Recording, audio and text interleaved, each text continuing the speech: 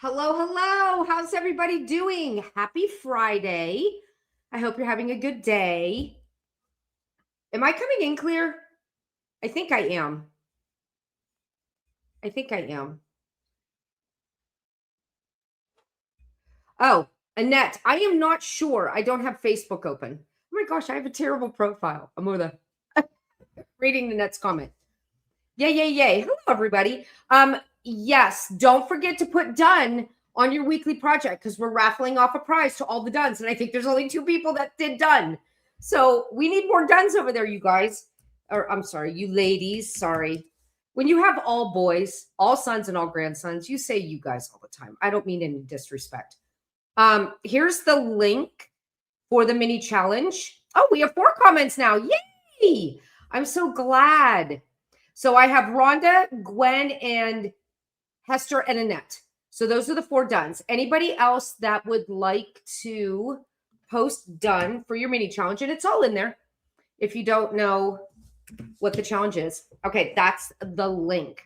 So I'm super excited that Rhonda posted because Rhonda is our newest member. I am super excited. So let me say hello to everybody. Hello, Gwen. Hello, Annette. Hello. Oh, Rhonda's here. Hi, Rhonda. Hello, Hester. Hello, Lori. Hello, Sandra. And Tracy Lynn. That's me. So I hope everybody's having a good day. You guys, I'm sweating so bad. So those of you that don't know, my grandkids come to dinner. I have like an open invitation every Friday for dinner, right? And all my kids know they're invited and my grandkids are invited and whoever is coming lets me know like the day before so I know how much food to make. And then that way I get everything ready early in the day. I try to have it ready to go before I go live on Fridays so that afterwards I can just coast till dinner comes, right? Well, the people that are coming is my son, of course, the boy's dad, my 2 grandsons who are 7 and almost 6. And then my youngest son, who is 27. Oh my gosh, that's terrible. And they like kid food, shall we say? No offense to my youngest son.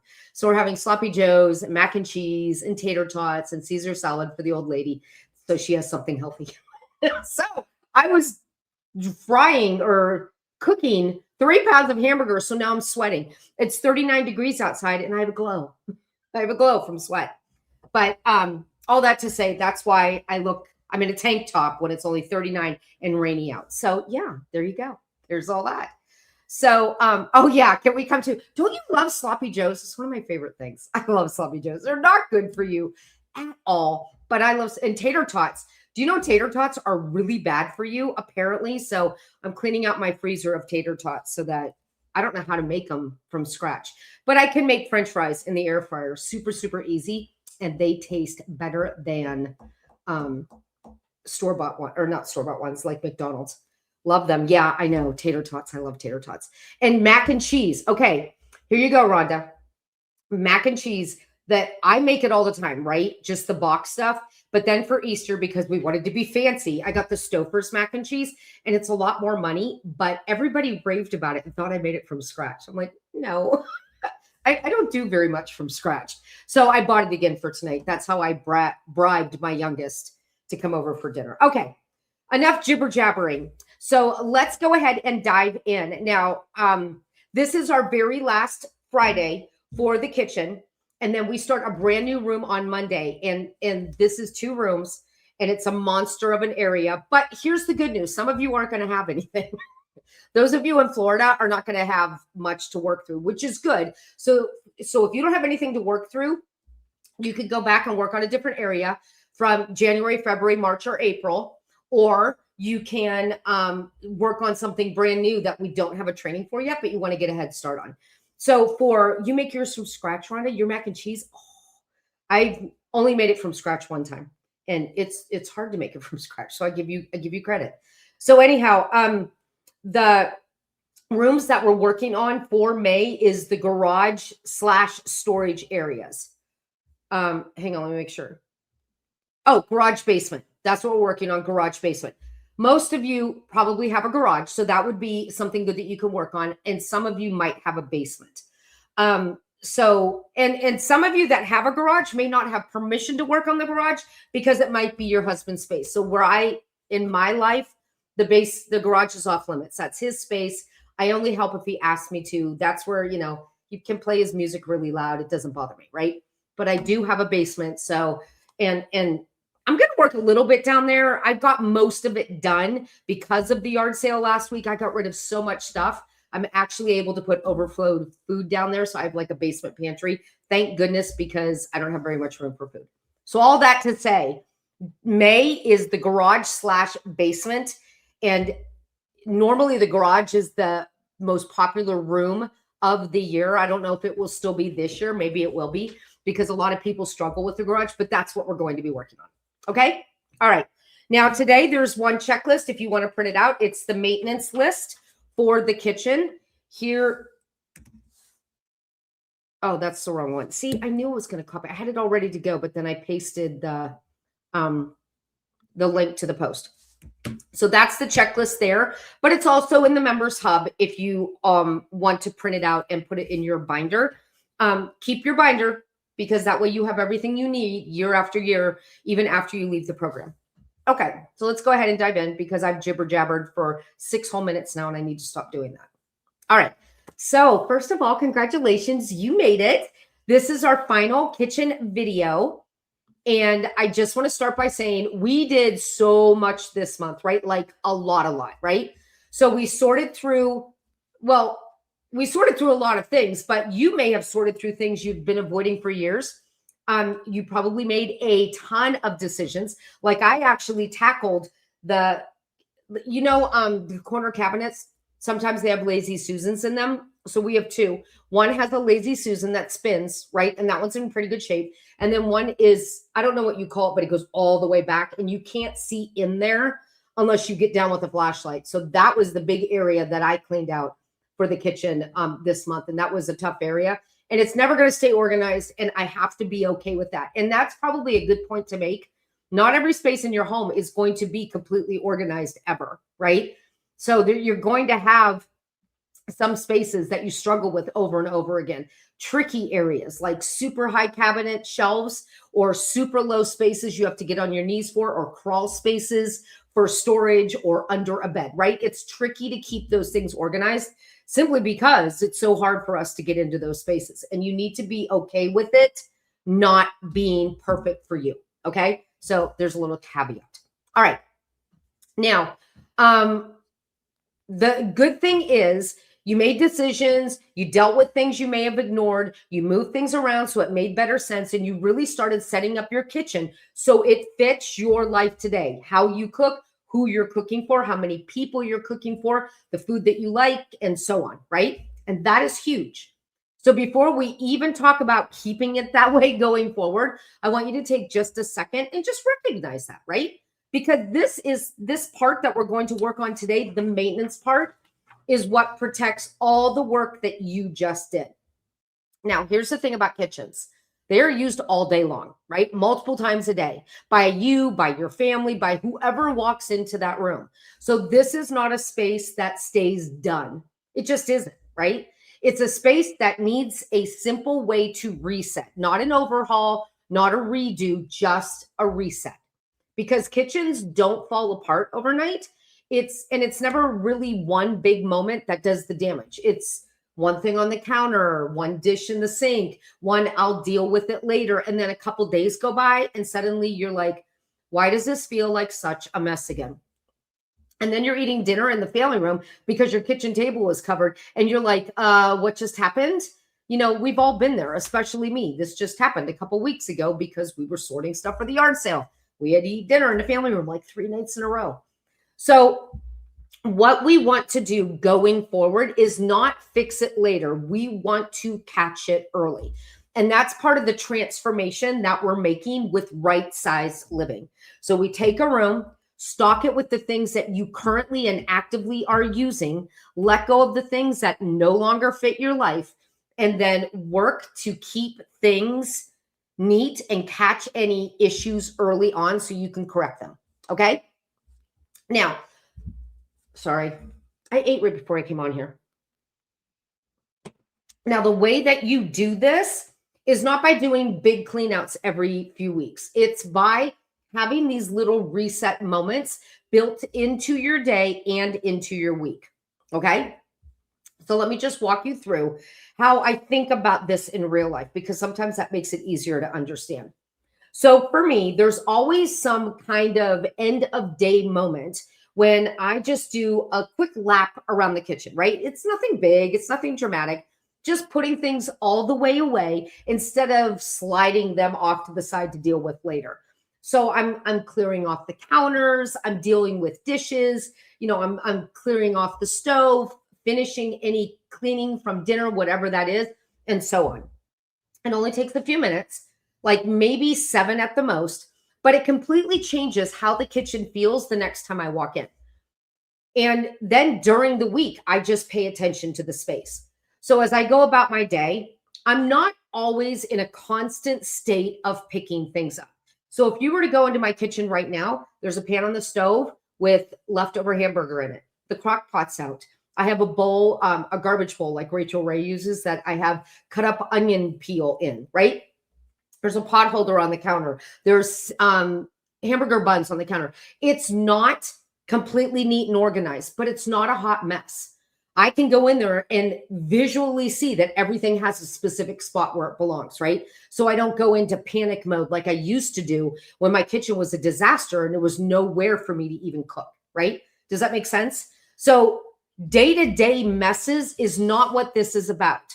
This is where things start to slip back into our old ways, where our old habits start to come back and we're like, uh-oh, this is starting to slide. This is bad. And our job is to catch it early so it doesn't slip to the point where we have to spend a weekend getting things back on track. Okay. So basically what I like to do is, as I'm going about my day, cooking sloppy joes for the grandkids, getting things ready, putting a grocery order away, and I see that a drawer is starting to feel annoying again, or my counter is getting a little bit crowded because there's too many gadgets on it, or a pile is slowly growing on the peninsula that we have in our kitchen. If I see it, I fix it right in the moment. So just a week ago, I went to get a baggie out of my baggie drawer and I could see it was a hot mess in there, right? Because sometimes you pull out more than one. Instead of putting it back, I just shut the door. I'll deal with it later. So I saw that it was becoming a hot mess. I put everything back, neatened it up, and shut the drawer. So I caught that issue before it became a project. And that's basically what this is all about. Catching issues, correcting them before they become a project. And that is the shift we're making with this new method that we're all learning together. Okay. All right. Here's the thing. When you catch things early, I just said that sentence, and then maybe once a month or whenever you think of it, you just take a step back and ask yourself, does my kitchen still feel easy? Does it still make sense for how I'm living today? Right. So for example, if in the winter you ate oatmeal all the time, you might have your oats sitting out on the counter. You might have honey sitting right next to it. You might have fresh fruit in your fridge all the time. But now in the summer, maybe you don't eat oatmeal, right? Maybe you like to eat overnight oats that are cold in the fridge. Then that's your cue to say, okay, that stuff is on the counter, doesn't need to be there anymore because my life right now is not eating hot oatmeal. I'm going to go ahead and put that in the pantry and free up that counter space. Okay, that's basically how it works in real life. All right. If something feels clunky, adjust it. If something's bugging you, move it. If something is creeping back in that you already dealt with, just take care of it. Remember, you're not starting over. You already did the start over part. You're just keeping things lined up with how you live today. Now, I do want to talk about something that I think is probably the biggest troublemaker in the kitchen, and that's clutter hotspots. No matter how neat of a person you are going to have a clutter hotspot in your kitchen. We all have them. It's the honest truth, right? You probably already know where yours is. Mine's next to where my bread machine is. So I have my toaster, I have my cutting board where the bread and the butter is, and then I have my bread machine. And there's this piece of counter that's about this wide by this long in front of it. And for some reason, that area just attracts stuff. My husband puts his keys there, even though there's a hook in the mudroom 3 feet closer to the door that he just walked into. He puts his keys there. He puts his sunglasses there. I'll put like grocery order came in today. I put 3 things there that need to go down in the basement in my new little pantry. It just lands there. I think it's because it's not in my line of sight. It's off to the side, so I don't really see it. But for some reason, that's a clutter hotspot in our kitchen. On my kitchen table, that's the same thing. That table will turn into a holding zone and super quick if I'm not paying attention to it, right? So instead of pretending those areas in my kitchen are not going to end up with stuff on it, I plan for it instead. Okay. So this is the shift that I really want you to pay attention to. So now when I set something down in that area, I literally catch myself and say out loud, okay, I'm putting this here for right now, but I'm going to take care of it after lunch. And that's what I did with those grocery things. I put 3 things there and I said, I'm going to deal with this after I eat my lunch, right? And then I took them down to the basement, put them on the shelf, and it was done and taken care of. So when you say it out loud and you give it a verbal identity, it makes it real, right? It's like, uh-oh, I just said that out loud. Now I have to do it. If you don't want to do it after lunch, you can do it in 5 minutes. Tell yourself, I will deal with this in 5 minutes. Or I plan on taking care of this before I start making dinner. Once you say it out loud, you get that bookmark in your mind reminding you that, hey, you still got that stuff sitting out. You said you take care of it. You need to deal with that. Okay. So you don't have to eliminate the hot spots because they're going to happen. Life is life, right? It's just the way we are. We are busy women, no matter what stage that we're in, and setting things down in a kitchen because our arms are full and we have to do something else, or we got distracted or the phone rang or someone came to the door. That is normal life. And I don't want to take that away from you. I don't want to take that away from me, right? So when you verbally say it out loud, you're committing to fixing the problem and not just leaving it there. Sandy said, I think the nightly reset has really helped me. Oh, that's awesome. Hi, Karen. It's never too late because it's recorded. So that's awesome. Okay. Remember, it just takes that tiny pause that keeps that hotspot from turning into a week-long pile, okay? Because clutter doesn't usually happen because we're lazy. That is the last thing. If we were lazy, we wouldn't be showing up every Monday and Friday for these lives, right? It happens, that clutter happens because we get distracted and we stop paying close attention. And I'm not saying that as an admonishment because I'm just as guilty as everyone else. I'm just saying it as a reminder. When we're able to step back and say, okay, I tend to set stuff there. I know I set stuff there. From now on, when I walk past that spot, I'm going to look at the stuff that's there and see if there's anything I could take with me and put it all the way away. And Rhonda, you're new to the group. So all the way away simply means this. Don't put it almost away, put it all the way away. So don't hang a wet towel over the doorknob in the bathroom. Put it in the hamper or put it in the basement, right? That's all the way away. Okay. Now, on the days when you're tired or busy or just done with all of it, having a backup plan can make all the difference. So what I mean by a backup plan is a container for those hot spots to at least contain the stuff that lands there. It just gives a neater look, right? You're telling your head and you're telling your mind basically, okay, this is fine for temporary. Just don't leave it here forever. It's not clutter anymore. It has a temporary home. And then the next time you come around, you can put it where it belongs all the way away. So for example, that might be a tray to toss mail in or receipts from when you come in from running errands or appointment cards when you get back from going to the doctor. Maybe it's a deep basket for random things that need to be put away in another room. Okay.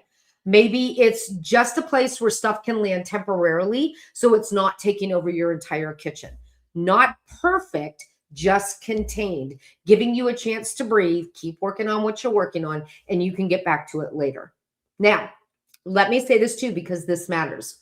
Things will slip sometimes because life is always happening, right? So when you notice your kitchen starting to go back to old habits, don't think, oh no, I have to start all over again. You don't. You just need to reset the part that is off. So for example, my refrigerator is a mess right now. It needs to be cleaned. It needs to be wiped down and things need to be put back in place. I don't have to redo my entire kitchen. I just have to reset that refrigerator. Okay.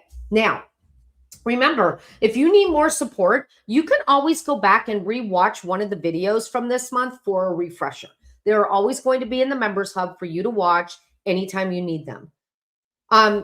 Maybe you need to fix your dishes, right? Because that cabinet became a hot mess again. Or maybe your utensils are now outgrowing the drawer where you decided to keep them. Maybe the layout of the kitchen that you thought was going to work isn't working quite as well as you thought. You can go back, watch one of the videos, and just get a refresher and reset that area specifically. The good news is the tools are always here, so it doesn't take much to get back on track. Now, going forward, I don't want you thinking about maintaining your kitchen like it's another chore on your list. This is basically 5, 10, and 15-minute things that you can do to reset your kitchen. So the daily reset, 5 to 10 minutes tops. Weekly reset, probably closer to 15 minutes. Your monthly reset, probably 15, maybe 20 minutes. But this is just a quick overview if you just want to get in, reset the space, and get done, and you don't want to have to think up your own list. That's basically what that is. Now, I want you thinking about this as little moments that keep your life easier, because that's really what this is all about, right? A kitchen that works for you instead of against you. So you're able to go in and just start cooking dinner and not have to clear a space so that you have counter space to chop an onion, right? Our goal is to make it efficient for you, right size for you, not my right size, but your right size. Okay? Does that make sense? Rhonda says it takes 5 seconds or less to put it away. Amen, sister. That's the thing. I actually did that once, Rhonda. I hate unloading the dishwasher, right? So I actually timed it once to see how long it would take. And it took 2 minutes from start to finish to unload the dishwasher. Now it doesn't bother me anymore because I know, even though I hate to unload the dishwasher, it's only 2 minutes and it's done. So I don't procrastinate on it anymore. I just do it. So yeah, you're right. It takes seconds to put it away. Sandra, I picked up the knife holder you showed. I love it. Oh, that's so great. The one that goes in the drawer. I think I showed that in the video a little while back. That's awesome. I'm glad it's working. Okay. Remember, you've already done the hard part, right? You've already sorted. You've already redone the layout. You already started making decisions on your favorite things to keep so you could more easily see on the things that you're no longer using so you can let them go. Now we just keep it going. Also, I'm very proud of you for everything you've done this month. The kitchen's hard. It's one of the hardest rooms the entire year that we work on. And I really hope you're starting to feel the difference in this space. And I do want to say quickly, Rhonda, I know you're just joining us now. So if you don't want to work on the garage or the basement next month, you can start the kitchen. I had a couple people email me and ask if they could redo the kitchen for May. And I told them absolutely, because I just guide you through the room of the month. You can work on any room that you want to. So you can go back and redo the master bedroom, or you can go back and redo the office and paper, or you could go back and redo the family room, whatever it is you want to work on. I would still come to the Monday and Friday videos just because it's fun to hang out. I like it when everybody's here. So it's fun to hang out, right? I would still come to these videos, even if they don't pertain the space that you're working on. Okay? All right. So that is all I have for you today. I will be back on Monday at 2 p.m. Eastern time, where we will map out the very first project in the basement/garage. So I hope to see you then. And Rhonda, all our videos are at 2 p.m. Eastern time. Okay. I am going to scoot. I hope you have a lovely weekend, a fantastic rest of your day. Do something fun for yourself, right? Because you deserve it. You worked really, really hard and you deserve to do something fun. It's fun to hang out. You always have great tips. Oh, thank you, Lori. Rhonda said, oh, yes, I still come to videos. Very, very good. That is awesome. I love having everybody here, so that's fun. Remember, you have until Sunday night to type done on the weekly project. And if we get enough people doing it and you guys really like doing it, not the weekly project. Yeah, it's the weekly project. We're going to do one of those once a month if we get enough, what do you call it? Participation. We're going to do one of those a month. Oh, thank you, Annette. All right. I need a new password for the hub. Oh, Rhonda, email Corey is our tech guy that takes care of all that stuff. So if you email Corey at contact@tracylynnmedia.com. Here you go. Contact@tracylynnmedia.com. media.com, and just let him know. You don't have to put his name on it. He monitors that email. Just let him know that you need a new password for the hub and he'll get you set up. Okay. He'll help you through that. So, but I don't know if he can now. He's going to pick up the kids. So my Corey, I guess I could say this. He works for me. And he's the one that has the 2 kids. So he's going to pick them up from school. So he won't be able to answer until probably after he gets here with the kids for dinner. So give him some time. Worst case scenario, we'll definitely get you in before the end of the day, hopefully. Okay. All right, everybody. I'm going to go ahead and scoot. Have a great weekend, and I'll see you on Monday. Bye, everybody.